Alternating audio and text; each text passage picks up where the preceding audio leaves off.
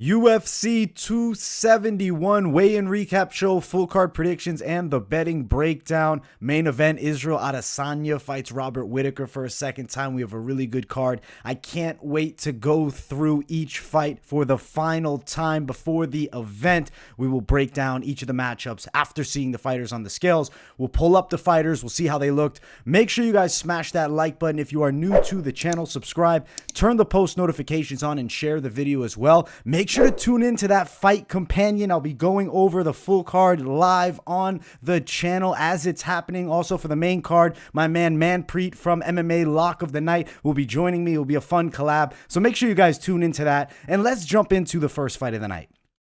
Fight number one here. It's William Knight versus Maxim Grishin. This is originally supposed to be at 205. Knight comes in at 218. Way over the limit. This is record-breaking, 12 pounds above that 206-pound limit for the light heavyweight division. Grishin makes the 206-pound weight class. Now this fight is technically a heavyweight bout. Knight did take it on short notice, so I guess can't give him too much fault, but it's a bad look, and he's losing 40% of his purse. He's fighting Grishin in a fight that I'm picking Knight to win. At least earlier, I was picking him to win. We'll see how they look on the scales. There's Grishin. There's Knight.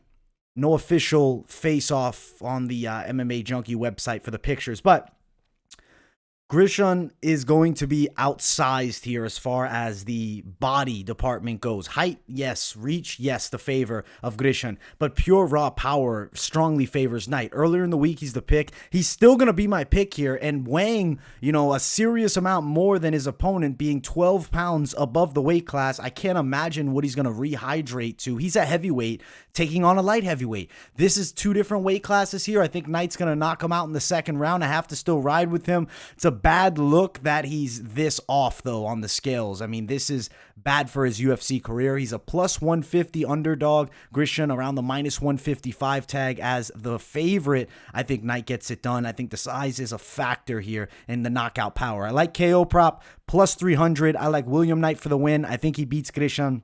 I think the power is the real difference maker here. Even though he missed weight, I think this is actually an advantage. I don't think it impedes his performance. I think it enhances his performance, coming in way over the weight limit here to take on Grishin. William Knight, knockout, second round, sticking with him here. And let's keep running up the card.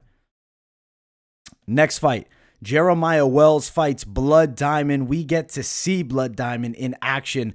Adesanya's hyped him up beautifully. He said the commentators are going to have an interesting time trying to describe his style. We'll look at them on the scales here. There is Blood Diamond ready for war. There is Jeremiah Wells and the face-off.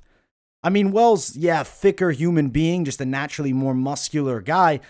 Similar as far as the height and the reach do go. It actually slightly favors the edge of Blood Diamond in the height department. That doesn't matter here. Blood Diamond's a dangerous kickboxer. Earlier in the week, I was on the Jeremiah Wells side. I'm still sticking with him.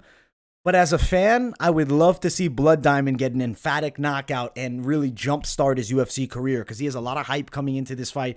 When you're Adesanya, the world champion's boy, one of the most popular guys in the UFC at this point, you could really make a run here with some impressive wins. He definitely could blow himself up. And this is a huge opportunity, huge stage. I think Jeremiah Wells, though, the mixed martial artist, can win. If he can get this fight to the ground, control from the top, he should win it. Blood Diamond's an interesting striker with a very unique flow. Wells is a powerhouse, so it'll be interesting to see how the kickboxer Diamond matches up with the MMA striking of Wells. He should, this Diamond having 100 fights in kickboxing, it should be an advantage here. But I think that Jeremiah Wells will look to grapple here. I could see him landing big strikes on the feet as well, especially if he's mixing in wrestling. I like Jeremiah Wells potentially by a knockout, maybe in the second round. Not a supreme confidence pick here, but I do have Wells for the win. Odds for this one, minus 220 Wells, Blood Diamond plus 205. Blood Diamond by a knockout side has to be something valid. He's got a very unique flow striking, over 100 bouts, striker, purely dangerous head kicks. Looking at Blood Diamond by knockout, it's plus 300, Wells plus 225. This is more so a dog or pass bet fight, but I want to just sit back and enjoy, though I think Jeremiah Wells, the mixed martial artist, should find a way to win the bout. I will stick with Wells, but as a fan, I'll slightly be pulling for Blood Diamond. No bet in this spot for me here. unless it's really dog side or knockout prop. We'll see, maybe even live betting as well. Next fight, Douglas Silva de Andrade versus Sergey Morozov. Earlier in the week, I was all over Morozov with a fairly confident pick. Though Andrade hits damn hard, he's a viable dog if he touches the chin. There is Morozov. There is Douglas Silva de Andrade, and there's the face-off. I like the little get-up here for Morozov. He is a Kazakhstani fighter like Shavkat Rakhmonov. Let's see if the Kazakhstanis can have some momentum flooding into 2022.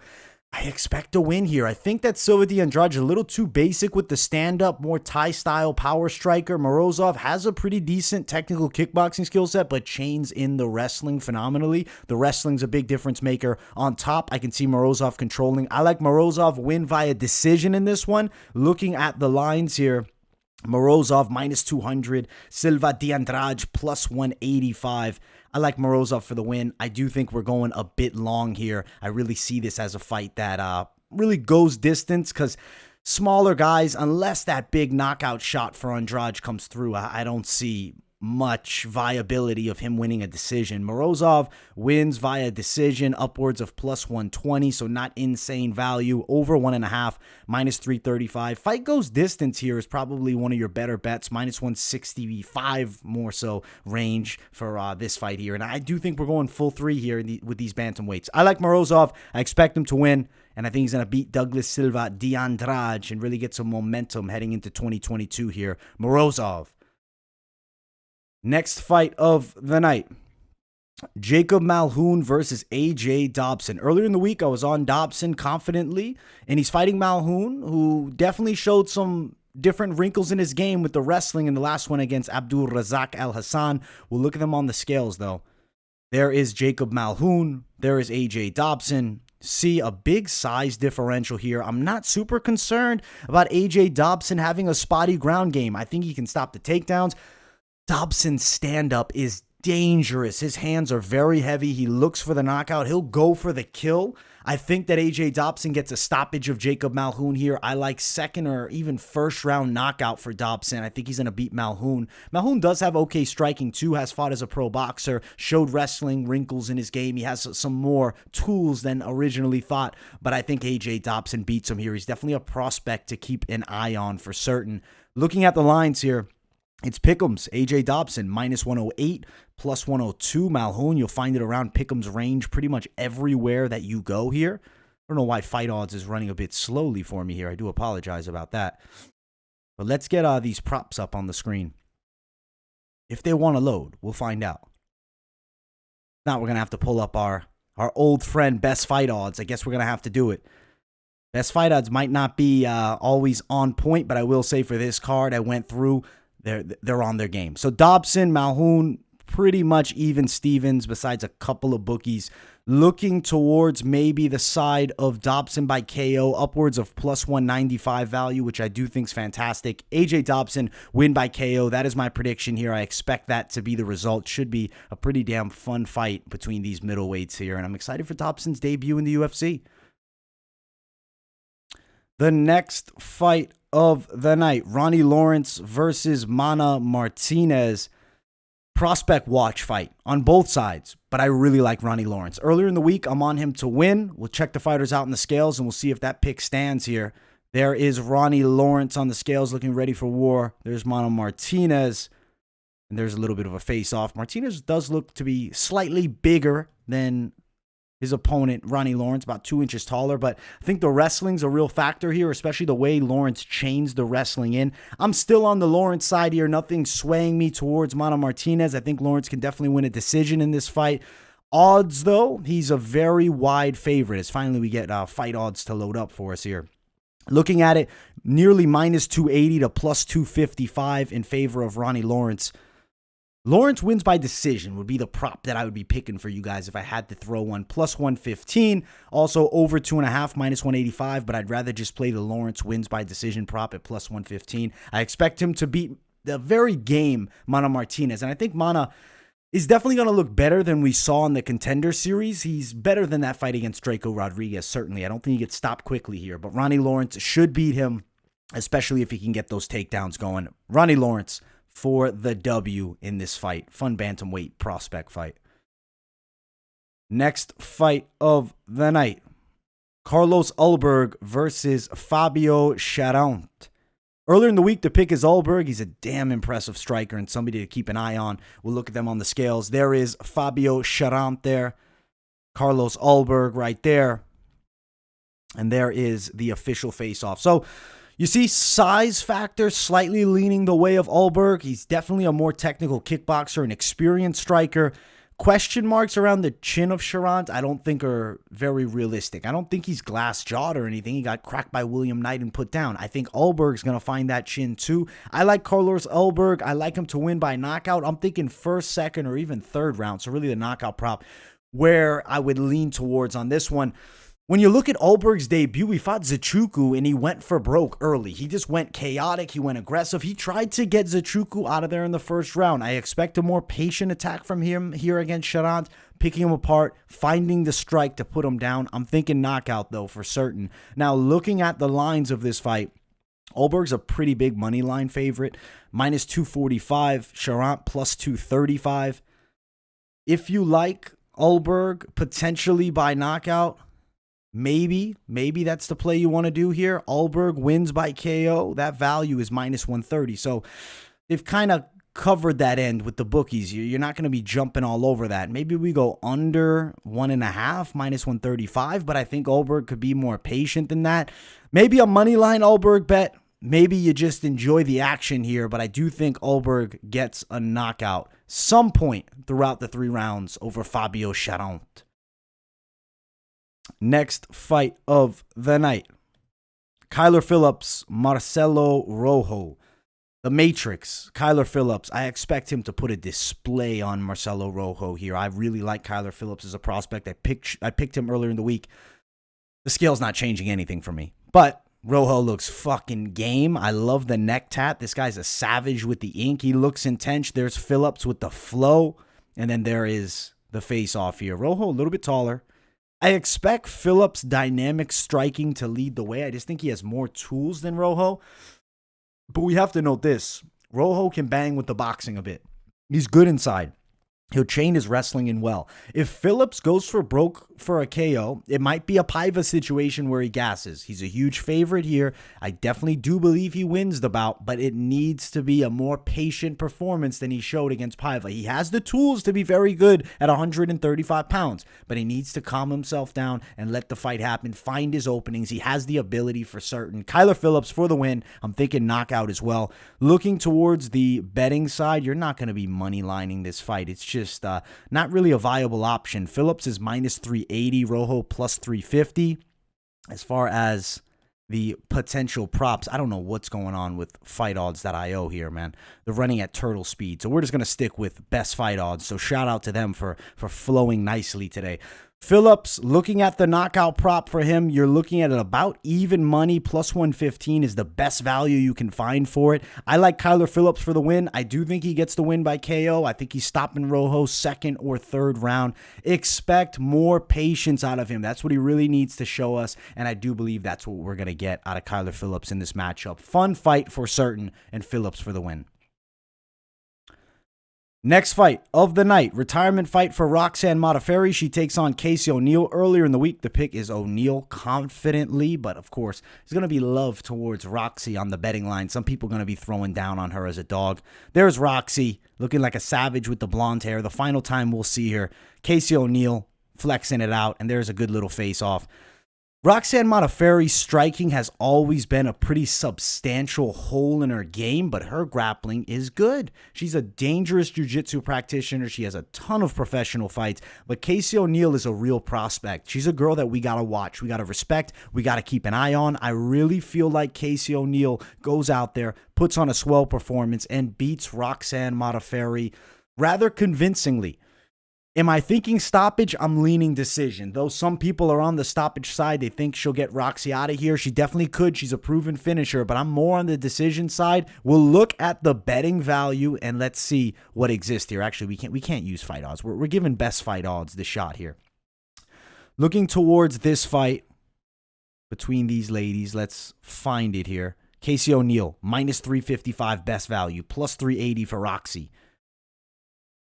O'Neal, inside distance, if you're on that side, some people are, it's upwards of plus 195.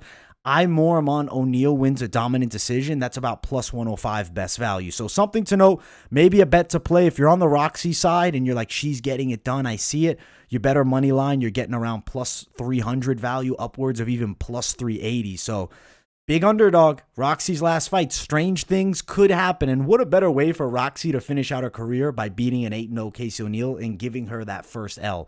Don't think it's going to happen, though. O'Neal for the win. Unanimous decision. Next fight is our featured prelim. Andrei Arlovski versus Jared Vanderaa, the Mountain. Very big man is Jared Vanderaa. I like the Pitbull. Earlier in the week, he's the pick. We'll check out the fighters on the scales, though, and I definitely think this is a viable scale. Like, we got to see how they look. Arlovski looks like his typical self.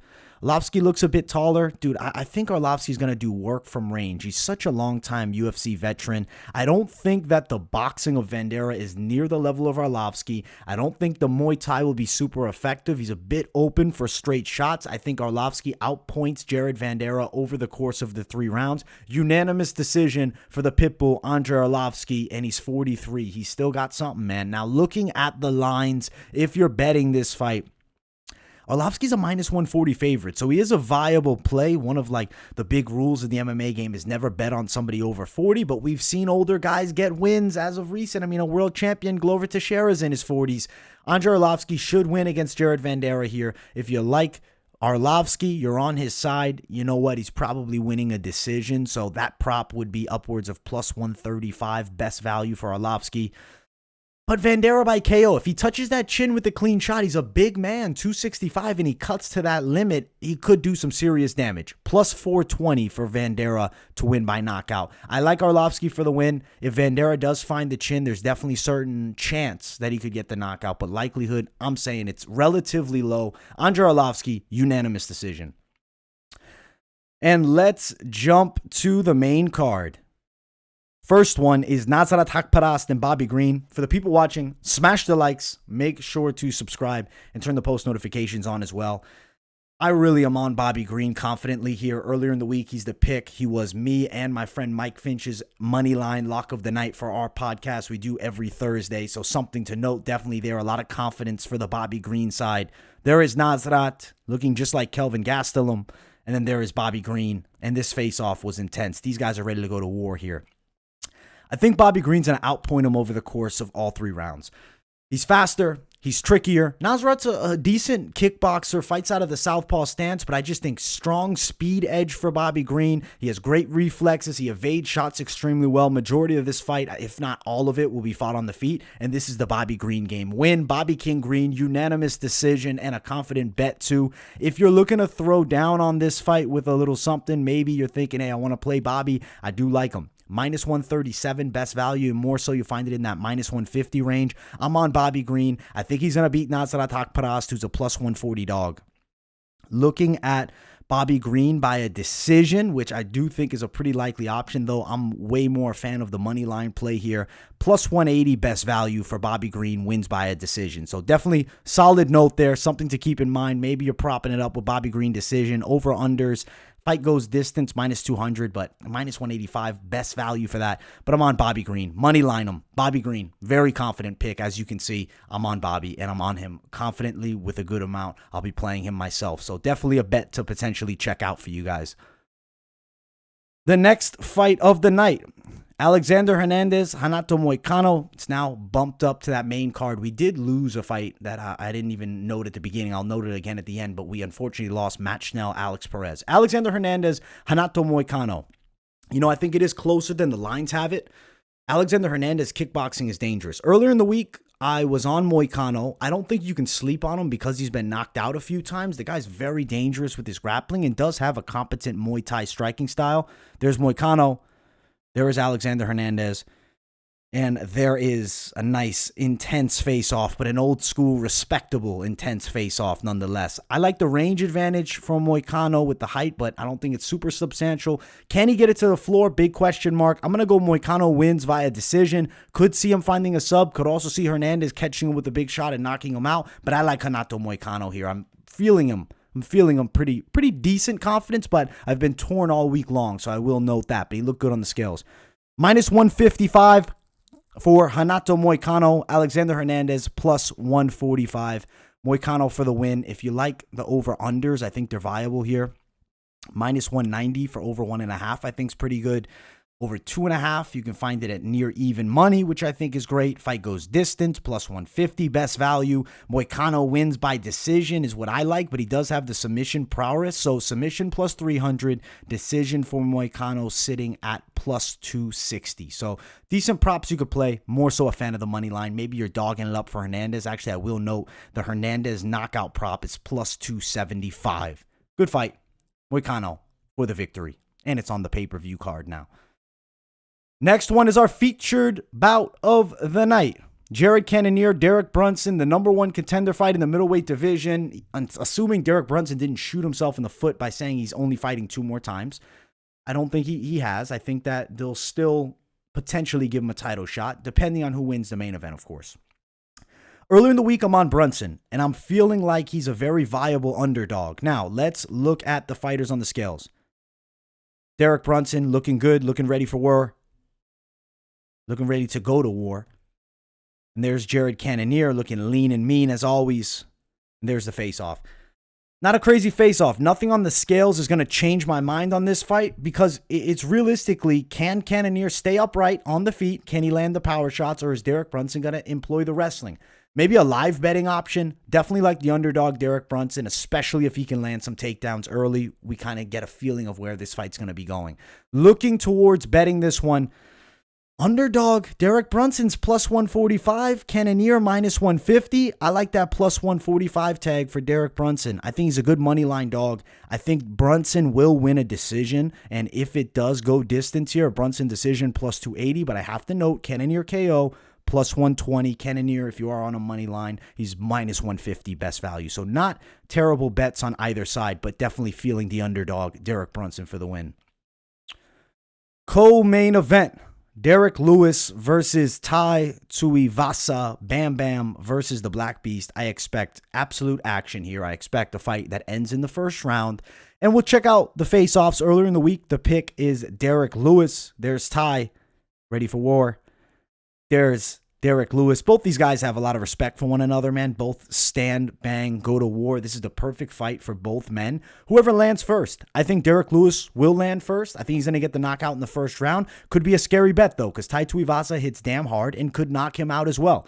Minus 170 Lewis, plus 165 for Tai. If you're on the potential play Lewis by KO, it's minus 120. On the opposite side, contrary, plus 250 Tai Tuivasa. So if you are betting Lewis, more so leaning money line just off some weird chance he gets a decision. But honestly, I'd say knockout prop at minus 120. Lewis is probably winning by KO here. And if Tai wins, he's probably winning by KO. Tai might have technically better striking, but that doesn't matter with Derrick Lewis. He comes in, lands one shot, and the fight ends. He can sit back and let you attack him. He finds the counter, fight ends. Derrick Lewis by KO. Either man could get knocked out, though, here in this fight. Definitely not going distance. Main event of the evening. Make sure you guys smash that like button and subscribe if you're new. It's Israel Adesanya versus Robert Whittaker 2. Earlier in the week, feeling Adesanya pretty strongly. Now we'll look at them on the scales. Whittaker looks shredded and ready for war. Adesanya looks very good as well. This looks similar to that first fight. He's got that high fade, the signature from the first fight. He said he did that on purpose. Both guys are ready to go after it, man. I'm expecting the best from either. And I think Israel Adesanya at his best and Robert Whittaker at his best, Adesanya still best him. I think Adesanya is just the technically better fighter. He has better physical attributes, taller guy, 6'4" to 6 feet, 80-inch reach, 73.5. Whittaker's a great striker. He presses forward, 1-2, ducking high kick. He has great moves. He has an awesome arsenal. He's got nasty jiu-jitsu as well, and he's heavy on top if he can get some groundwork. But Israel Adesanya from range is just so good. He evades shots extremely well. His movement's off the charts. He'll work low kicks. He has amazing kicks.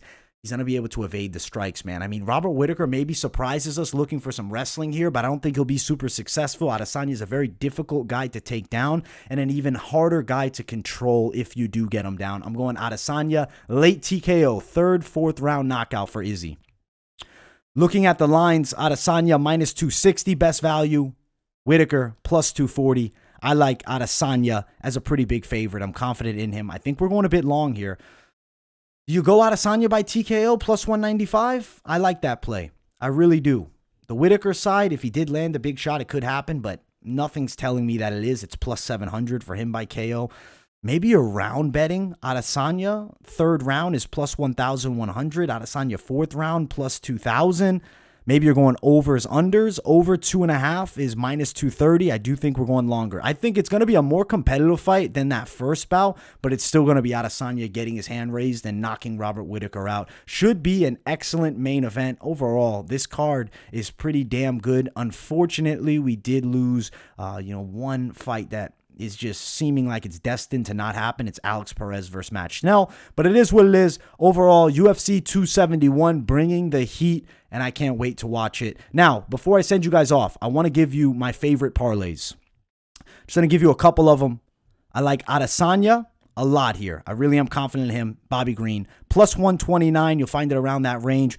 If you're like, okay, but I need more, I want to add other fighters in. If I'm looking to add someone else in, I'm going early. I like Ronnie Lawrence. It brings you to nearly plus 200. If you want someone a little bit closer money and still, high possibility, nearly plus 330 for AJ Dobson as well.